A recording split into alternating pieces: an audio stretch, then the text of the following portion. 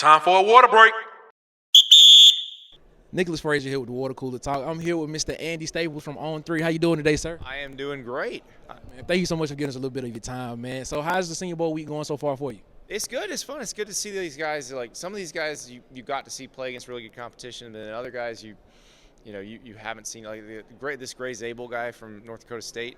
So much fun watching him go against the guys from the big conferences, and you see he's doing just fine. Like he knew because he got offered a bunch of NIL money to go to some of these schools. He's like got his own cornfields in North Dakota, and he's like, I'm gonna stay here, and it worked. And then I also like guys like Willie Lampkin. Now Willie Lampkin probably did have to transfer to North Carolina from Coastal Carolina, so he could play in a league like that and prove that a guy at 5'10", he's not even 5. They listen to him like 5'11". I think it was 5'10" something, and he's sitting there standing up Deion Walker, like in one-on-one pass pro. It's unbelievable. Yeah, I saw that video last night of it was like 5'10" and he's standing up. I'm like, man, that's amazing right there. Who's been one of the standout guys for you so far this week in the Senior Bowl? You saw Mike Green from Marshall, right? I did. That was against Josh Connerly. So I'm just, I was walking over toward one-on-one pass pro. They just started it, and I just look up. I get right there, and I see this. It's Mike Green just firing off and dumping Josh Connerly on his butt, and all you hear is ooh, and it was awesome. Like, as you can tell, one-on-one pass pro is my favorite thing they do here at Senior Bowl. I just love watching the offensive and defensive linemen go at it, and obviously there's more to it than that. Like, where you got to work together, you got to all that stuff. But it is so much fun to watch those reps because it's man on man, and you can make yourself a lot of money or lose yourself a lot of money in those drills. All right, so Water Cooler Talk, we're Auburn podcast. We talk SEC football. You recently just put out a poll having Auburn ranked 11th in the preseason. Give me a little bit of insight behind that. Why you have Auburn so high? I do love this because it is mostly Auburn people who come up to me and be like, we don't even think they're that good. What? Okay, so here's my thing with Auburn. Last season was awful. But if you take each game individually, they were right there. It was usually quarterback play that cost them, and you're talking about these little one-possession games. Alabama game, they were not in, but pretty much every other game they were in. Those tend to even out. Those tend to balance out. Plus, I like the fact that, yes, they went and used the portal for quarterbacks, but they didn't just go get one and say, this is your job. Now, I think everybody assumes that it's going to be Jackson Arnold's job, but I'm not assuming anything. Like, Ashton Daniels was starting at Stanford last year, and Deuce Knight, I'm sure, is going to want his shot. So my guess is with a three-man competition, you're going to find better quarterback play than you found last year. This is an offensive line where they bring back quite a bit and go get some depth. Like Mason Murphy started at USC. I don't think he came to Auburn with a guarantee of starting. Like this you're creating competition there in a group that I thought was pretty good compared to Auburn groups, Auburn offensive lines the last 10 years. Defensively, the dudes are there. And then Cam Coleman and Eric Singleton Jr. is one of the better pickups in the transfer portal anywhere. We already know Auburn can run the ball. So you have Cam Coleman, who's an absolute freak of nature, who, look, in most years, Cam Coleman's the best freshman receiver in the country. He just happened to come out the same year as Jeremiah Smith and Ryan Williams. So, Jeremiah Smith's there's nobody else like him. There hasn't been anybody like him in a long time. So, but you look at Cam, and you look at the way Cam came on at the end of the year.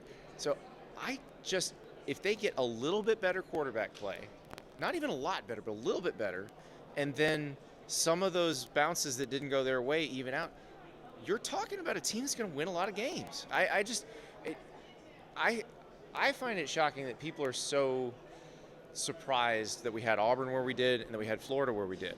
Because if you watch Florida at the end of the season, as soon as DJ Lagway became starting quarterback, everything changed for them. But things were changing before that. Like, both lines of scrimmage were terrible at the beginning of the season. But you get to the Tennessee game, and they're holding up against a playoff team. And they go to overtime with that team. I think if Lagway starts that game, that's probably a Florida win. Lagway gets hurt against Georgia, but they were still in the game in the fourth quarter. They beat LSU. They beat Ole Miss. Like, I see what the vision is at this point.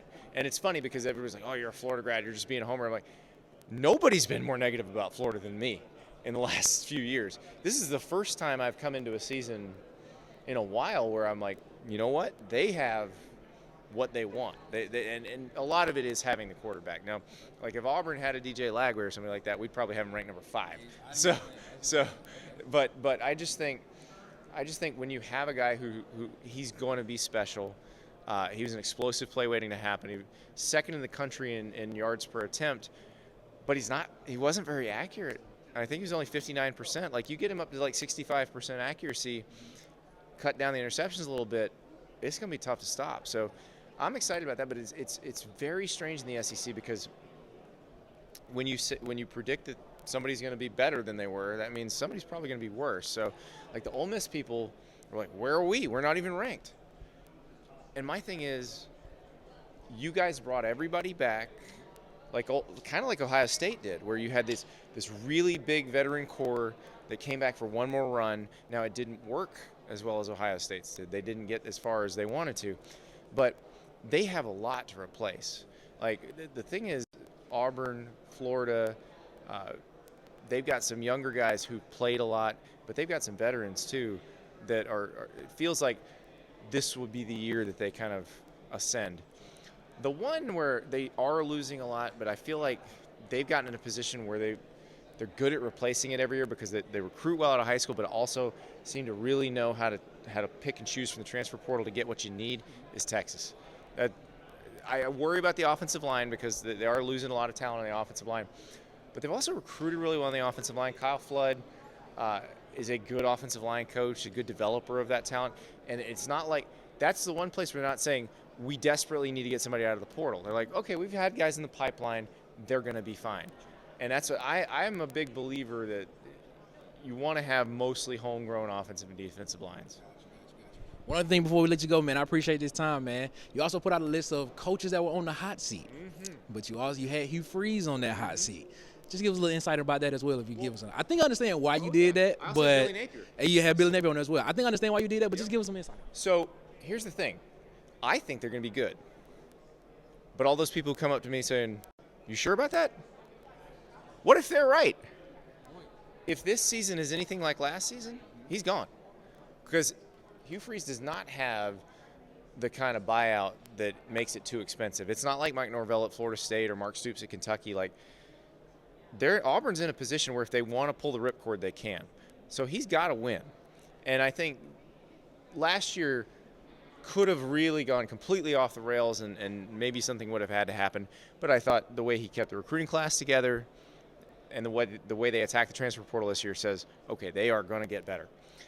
But if I'm wrong, they're in a position where they can make a change. Billy Napier, I think the standard for him is even higher. Like, I've heard some people at Florida say playoff or bust. I have said playoff or bust on the show. I'm kind of dialing that back.